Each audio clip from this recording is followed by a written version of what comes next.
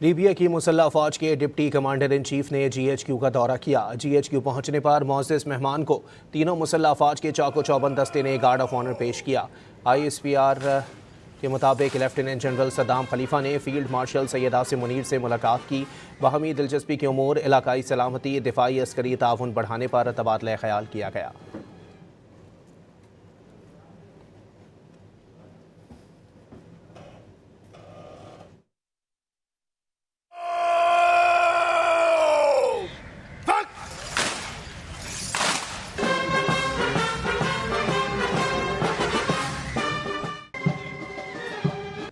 Libya की मुसल्लह फ़ौज के डिप्टी कमांडर इन चीफ ने GHQ का दौरा किया। GHQ पहुंचने पर मोअज़्ज़ज़ मेहमान को तीनों मुसल्लह फ़ौज के चाको चौबंद दस्ते ने गार्ड ऑफ ऑनर पेश किया।